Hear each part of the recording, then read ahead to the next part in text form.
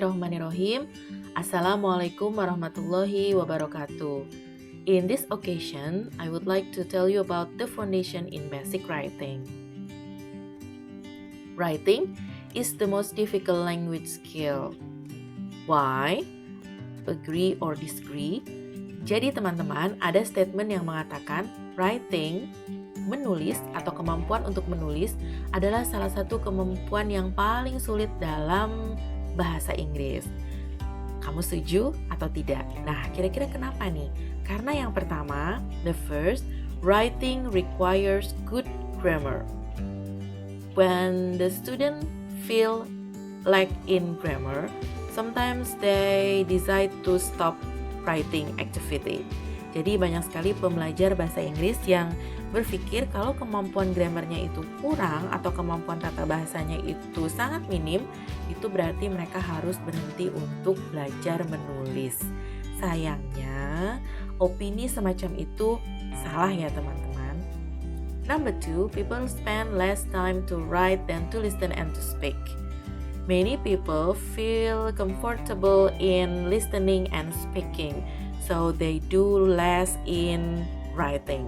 Jadi banyak sekali pembelajar khususnya yang berpikir kalau listening dan speaking itu lebih mudah daripada writing, karena kegiatan speaking dan juga listening lebih banyak mereka lakukan ketimbang writing.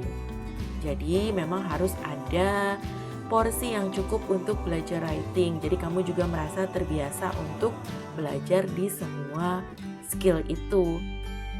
So number 3, EFL students feel more worried to write something. They are thinking about correct and incorrect. Is it the writing goes good or bad? Jadi banyak sekali pembelajar bahasa Inggris sebagai bahasa asing khususnya berpikir kalau kegiatan menulis itu hal yang sulit. Jadi setelah mereka menulis, mereka akan berpikir apakah tulisannya benar atau salah. Itu yang selalu menghantui mereka sehingga mereka merasa tidak perlu untuk belajar menulis karena mereka merasa tulisan mereka sudah buruk gitu ya. Itu tidak boleh menjadi opini yang kamu pertahankan ya. Jadi kamu harus tetap semangat untuk terus belajar menulis. Tidak peduli betul atau salah karena itu adalah suatu proses. Nah, yang berikutnya, they have few vocabulary and information to share. So when you are lack in vocabulary or you are lack in reading activity, means that you have very lack information to share in your writing. Jangan berhenti ya ketika kamu merasa kosakatamu itu sedikit, informasi yang kamu bisa bagikan melalui tulisan kamu juga sangat minim. Jangan berhenti untuk menulis, tapi itu jadikan suatu tantangan untuk kamu sehingga kamu terus menggali kosakata-kosakata yang baru dan juga informasi yang baru melalui kegiatan membaca. Jadi ketika kegiatan membacamu cukup, maka bahan untuk kamu menulis pun banyak. Next, they have like writing habituation. So you have to remember that when you do something in habituation, it will be your skill.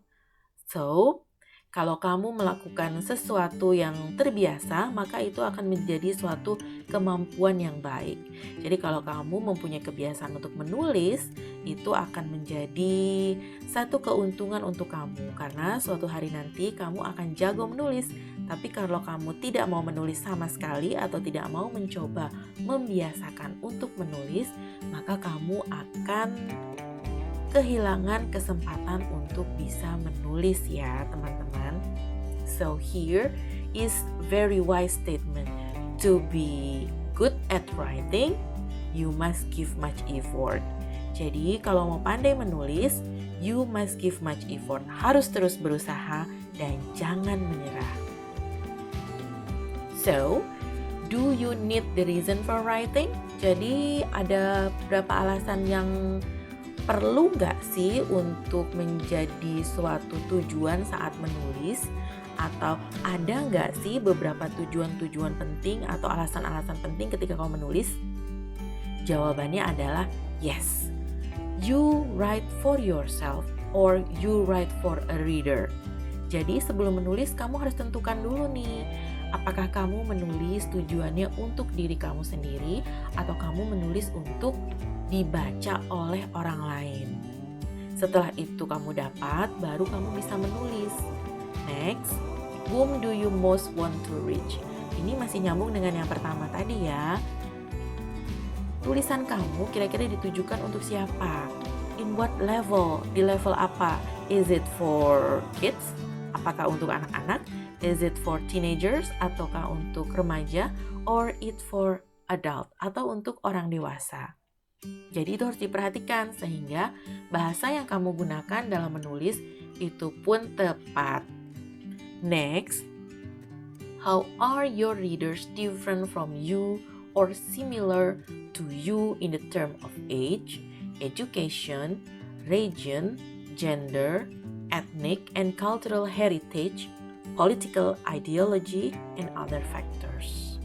Jadi, di fase ini kamu juga harus punya tujuan nih teman-teman.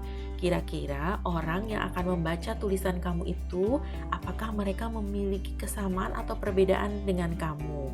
Apakah di kesamaan usia, strata pendidikan, atau area, atau gender, atau mungkin etnik dan juga budaya, atau mungkin suatu ideologi politik tertentu atau faktor yang lain. Jadi itu sangat penting untuk kamu ketahui supaya kamu bisa memilih the best content that you can share in your writing. So when you know your writing is in the specific readers, mean that you can choose the best content for your writing. Jadi nanti tujuan menulis kamu itu bisa tepat secara level usia orang itu, taraf pendidikannya, gendernya, etniknya, atau pilihan ideologi. Nah, kenapa? Karena kalau misalnya kamu menulis untuk orang dengan strata pendidikan tertentu, itu berarti kamu harus menulis dengan bahasa-bahasa yang cukup tinggi nih misalnya. Tapi kalau misalnya tujuan tulisan kamu itu suatu teks yang digunakan untuk memberitahukan suatu ajakan untuk membersihkan lingkungan atau untuk satu kampanye lingkungan, nah, berarti kan itu tidak mungkin kamu menggunakan bahasa-bahasa ilmiah yang tinggi, tetapi tujuannya untuk dipahami oleh orang-orang yang secara umum mempunyai education yang atau pendidikan yang merata. Jadi itu penting sekali untuk menjadi alasan untuk apa tulisan kamu itu dibuat. So, the last, you need to know what they know and what references and the image will appeal to them. So you have to do maybe such a mini research to find out their knowledge or references, and then the image after you deliver your writing. Do you want to get their sympathy or their unsympathy through your writing? Jadi setelah kamu menulis, kira-kira apa yang kamu inginkan atau image apa yang ingin kamu bangun dari orang yang membaca tulisan kamu? Apakah suatu simpati? Berarti kamu harus menulis secara argumentasi. Atau suatu ajakan tertentu, berarti kamu harus menulis secara persuasi. Atau kamu hanya ingin mendeskripsikan sesuatu, berarti kamu harus menulis secara deskriptif. Gitu ya teman-teman. Kita lanjutkan. What you need to know, ada beberapa hal yang kamu harus pahami ketika kamu menulis. There are 3 major reasons. Ada 3 tujuan penting nih di sini ya teman-teman. Number 1, in writing you need to know to inform, to explain, and to persuade. There are some methods of development in writing. The first is narration, description, process, comparison, contrast, cause, and effect. The last is argument and persuasion. Well, actually, method of development in writing will produce some types of text. For example, like narrative text, it will be tells a story. Descriptive text, it will be present the picture, describing people, describing the object, or describing the places. So next is procedure text. It will be going to process, tell how to do something and show how to making something. Next is comparison and contrast. It will show the contrastive text will show you about the similarity and differences between two things or two ideas or two opinions. So you have to compare between. So next is cause and effects. Examine how one thing leads to another. And then the last is argument or persuasion. This text is argumentative text or persuasion text. So it's purpose to convince your reader, to ask your reader to do such action that you decide to them. Jadi teman-teman, di bagian ini terdapat beberapa metode untuk membangun tulisan kamu. Yang pertama itu adalah narration atau narasi. Biasanya teks berjenis naratif ini untuk memberikan satu bentuk tulisan yang bersifat cerita. Jadi kalau kamu suka bercerita, maka kamu bisa pilih jenis tulisan ini. Nomor 2, next is description. Kalau misalnya kamu mau menceritakan tentang sesuatu hal atau menceritakan tentang benda, orang, tempat, kamu bisa menggunakan ini yaitu descriptive atau description. Berikutnya adalah proses. Ini masuk ke teks prosedur di mana kamu melalui tulisanmu kamu bisa menjelaskan langkah-langkah melakukan sesuatu atau langkah-langkah membuat sesuatu. Berikutnya, comparison and contrast, show similarities and differences. Jadi untuk teks yang jenis ini kamu bisa menjabarkan satu ide atau satu opini yang bertujuan untuk membandingkan antara dua hal yang mungkin berbeda atau mungkin juga sama. Cause and effect. Dalam teks ini, kamu bisa menjelaskan tentang sesuatu yang bersifat penyebab, ada suatu klausul dan bagaimana akibatnya nanti. Berikutnya, untuk argumentatif, teks atau persuasif, ini adalah bertujuan untuk meyakinkan pembaca kamu untuk mengikuti opini kamu atau juga untuk menyetujui apa yang kamu pikirkan. Nah, berikutnya akan dijelaskan secara detail satu demi satu dari method of development in writing. So, let's discuss in detail. To inform, this is the first purpose in writing. Jadi, to inform, tujuannya itu adalah memberitahukan. Number 1, narration. Kita ulang lagi dari yang tadi. Narration, a story. You have information that you merely want to share to your readers. Jadi, ketika teman-teman punya informasi yang ingin di-share pada pembacanya, for example, you have a very good trip, wonderful trip in Miami Beach in USA, for example, you want to share to your readers, so you can write narrative text. Jadi misalnya teman-teman punya oleh-oleh dari perjalanan dan teman-teman mau cerita misalnya tentang satu perjalanan sangat menyenangkan di suatu pantai. Nah, misalnya di sini adalah pantai Miami yang ada di Amerika. Mungkin itu bisa menjadi cerita yang menarik yang bisa kamu gali untuk menjadi bahan cerita dalam satu tulisan, yaitu naratif teks atau teks narasi. Next, use description. You might want to describe Sanur Beach in Bali or Borobudur Temple in Magelang. So, the difference is when narration it will be tell about your feeling, you can share the trip that you have and then your experiences in such a places, but in description you will only try to share the kind of the building you see in the places or probably the numbers of the people there, the colors and etc.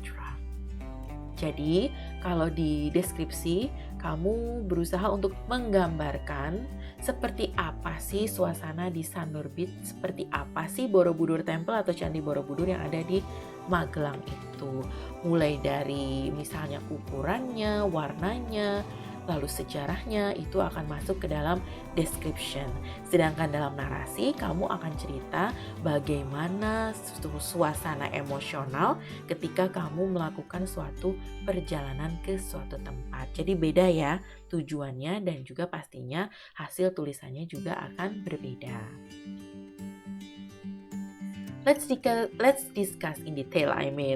Next is to explain. Sekarang adalah teks yang bertujuan atau tulisan yang bertujuan untuk menjelaskan sesuatu. The first, use procedure text. In process, you want to show readers how easily or effectively to cook for example, or to design something for example, in doing something in very good process. Jadi di dalam teks ini atau teks prosedur, biasanya kamu akan diminta untuk menulis suatu teks yang bentuknya itu adalah langkah-langkah yang harus dilakukan secara prosedural, sehingga pembacamu bisa memahami apa yang dia baca, sehingga efektif untuk membuat mereka bisa imitate atau meniru apa yang ada di dalam prosedur teks itu. Misalnya kamu mau memberi contoh the way to cook fried rice, so you have to give the ingredients, you have to give the way to cook, and then you have to give your testimony about the taste of the fried rice itself. Jadi misalnya kalau misalnya teman-teman ingin cerita tentang langkah-langkah membuat nasi goreng, berarti teman-teman harus menyiapkan ingredients-nya atau apa saja sih bahan-bahan yang dibutuhkan, lalu bagaimana sih cara memasaknya, dan yang terakhir seperti apa sih rasanya. Jadi ketiga komposisi itu penting ketika kamu ingin membuat satu teks prosedur. Next, use comparison or contrast. Comparison compares things that are similar.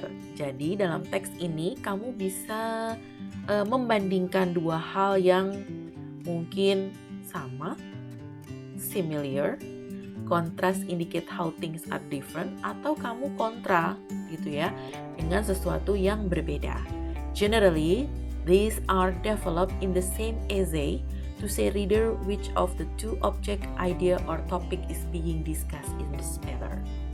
So, in this part, we'll tell the readers about the essay that can be pro or cons about the two object or idea or the issue that being discussed. Jadi dalam comparison dan kontras ini seperti semacam dengan pro dan cons gitu ya.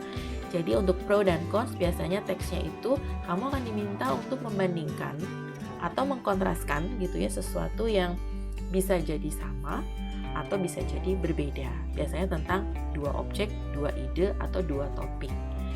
Karena harus membandingkan di antara keduanya. Next, use cause and effect. In this part, the readers will see how one thing causes another. Know why this matters. So in this part, you can see about how something is being happen and how is the impact. Jadi kalau dalam teks ini biasanya readers akan melihat bagaimana sesuatu itu disebabkan dan bagaimana nanti dia menjadi suatu dampak, suatu kejadian. Misalnya kamu mau menceritakan tentang sebuah teks yang berisi tentang penyebab banjir. Kira-kira apa saja yang akan kamu tulis di sana? Nah, bagaimana efeknya jika memang sudah terjadi banjir? Nah, itu merupakan satu teks cause and effect. Let's continue. The last is to persuade. To persuade means to argue, but it is different actually. When we talk about persuasion, it's appeal more to emotion, but argument more to the logic. Jadi untuk dua hal ini itu agak sedikit berbeda ya. Untuk yang sifatnya teks persuasi ini, ada yang persuasi yang sifatnya itu suatu ajakan yang bersifat emosi. Nah, yang berikutnya adalah argumen. Argumen itu kamu harus memberikan argumen-argumen yang logik, argumen-argumen yang rasional dan juga ilmiah dalam tulisan kamu. So you can convince your reader that this is the reason able to take some action. Jadi melalui dua hal tadi, kamu bisa mengajak orang lain yang membaca tulisan kamu untuk yakin dengan alasan, opini, ide kamu, sehingga mereka bisa to take the action, untuk bisa bersama-sama dengan kamu melakukan suatu aksi. Part of an essay.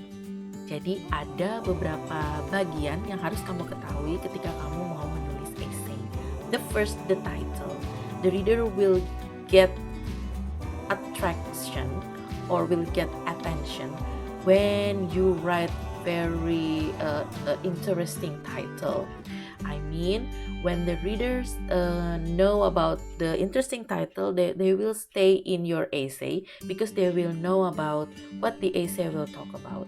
Jadi kalau kamu misalnya meletakkan atau membuat suatu judul yang tepat untuk tulisan kamu, itu bisa menjadi a clue, suatu tanda atau suatu hal yang bisa mendirect seorang pembaca untuk memahami kira-kira di dalam tulisan kamu itu ada apa. Jadi penting sekali untuk membuat judul yang tepat untuk tulisan kamu.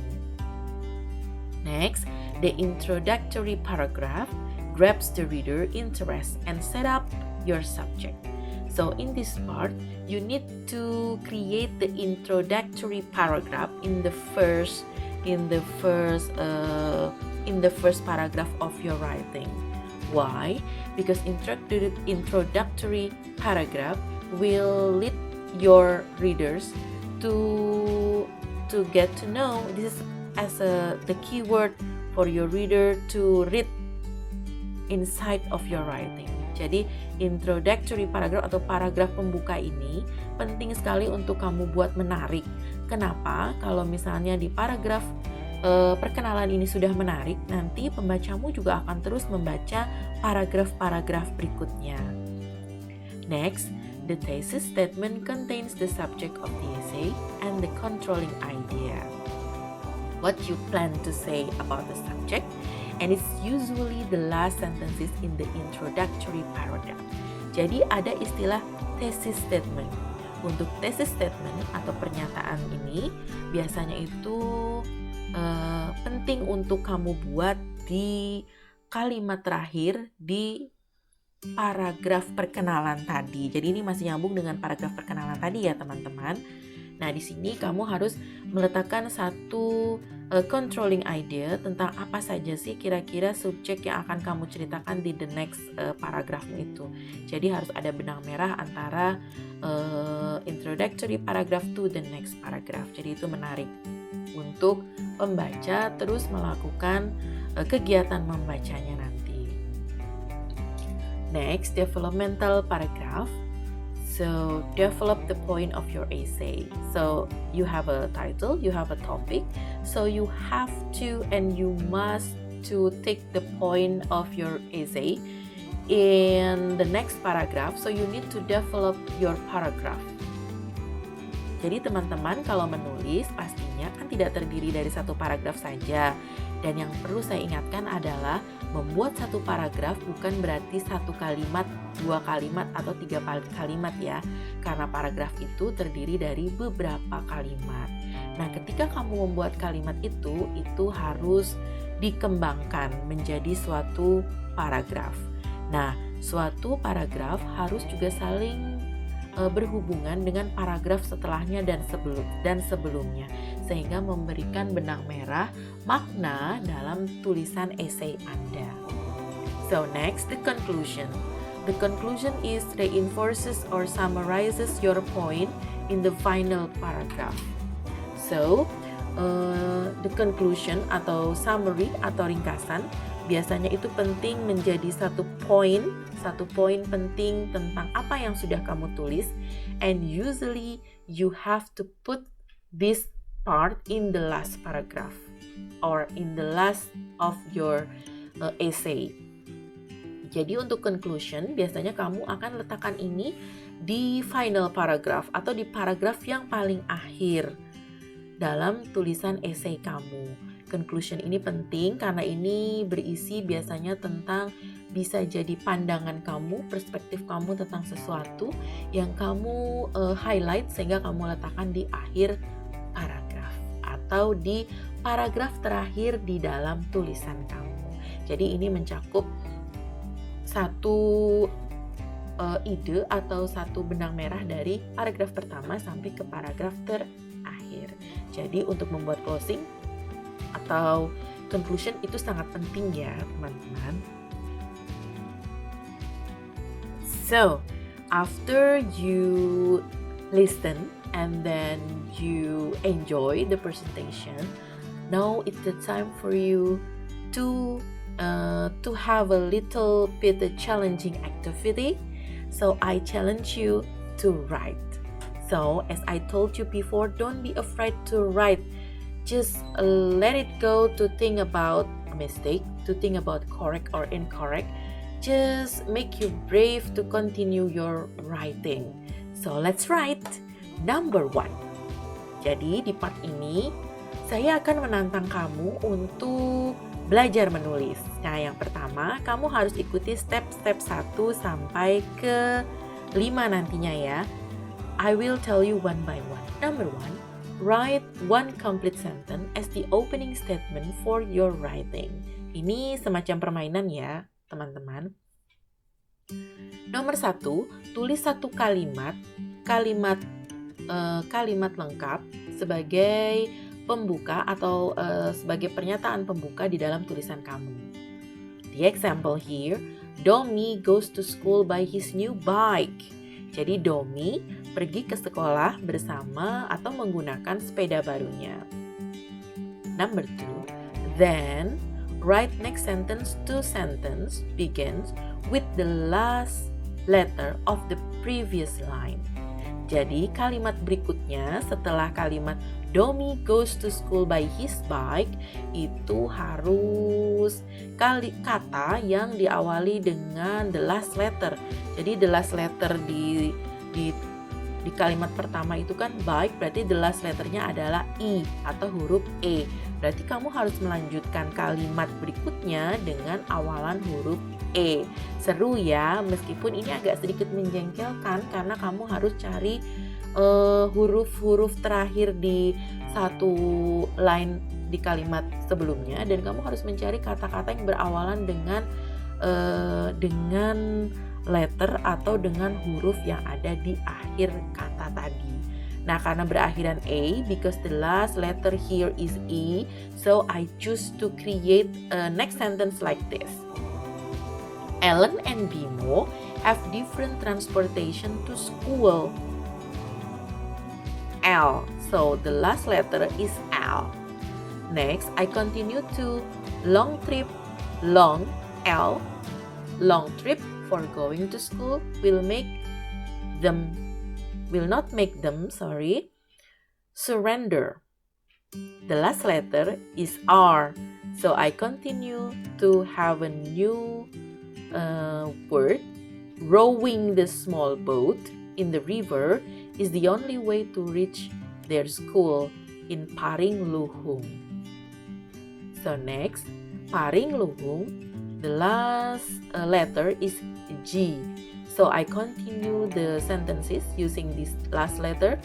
Going to school is a hard trip, but they never lost their spirit to have better education.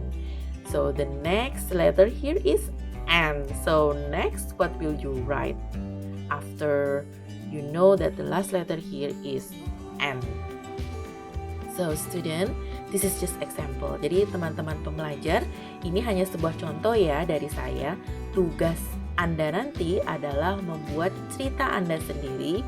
Terserah mau menggunakan jenis teks manapun yang Anda pikir itu mudah. Yang terpenting adalah Anda harus mengikuti permainan ini. After understanding the above example, now it's your turn to write your writing. Jadi sekarang waktunya saya menantang Anda untuk membuat tulisan. Your writing must follow the rule. Harus ikuti aturan ya, karena saya akan mengecek satu persatu nantinya. Write first sentence, tulis dulu kalimat pertamamu sebagai kalimat pembuka. Then write next sentences with the last letter in previous line. Jadi kalau sudah ketemu huruf terakhirnya, kamu lanjutkan ke kalimat berikutnya dengan menggunakan huruf akhir tadi. So, seperti contoh ya, kalau masih bingung silahkan ditengok lagi contohnya. Sudah saya berikan bold di situ atau tanda sehingga Anda bisa memahami kira-kira apa sih yang diminta. Write as long as you can. Tantangan dilanjutkan, silahkan menulis sebanyak yang Anda mau, but in minimum 20 sentences. Tapi dengan minimum kalimat adalah minimumnya ya 20 kalimat. Kalau bisa menulis lebih banyak dari itu, saya senang sekali. Yang pasti Anda jangan sampai menyerah ketika Anda mengalami kesulitan untuk menuangkan kosakata, menuangkan kata, juga menuangkan ide. Tetap semangat selalu. In the final writing, think about the title of your writing, then put the suitable title in your writing. Nah, setelah tulisanmu selesai, silahkan dibaca kembali ya teman-teman. Kalau sudah dibaca, kamu tentukan kira-kira judul apa yang paling tepat untuk hasil tulisanmu itu. Ingat ya dengan presentasi tadi, kalau judul itu sangat penting untuk membuat pembaca membaca tulisan kamu. Next, number 5. Write your writing in MS Word format, font times, New Roman 12, and space 1.5. Untuk yang nomor 5, tolong diikuti formatnya MS Word, lalu pakai Times New Roman 12 dan juga spasi 1,5. Well, friends, thank you so much for your participation. Thank you so much for watching this video, and I hope you have a great spirit to continue in writing. Don't forget to subscribe, like, and comment. Thank you so much. Be healthy and be happy. Thank you. Wassalamualaikum warahmatullahi wabarakatuh. Bye-bye.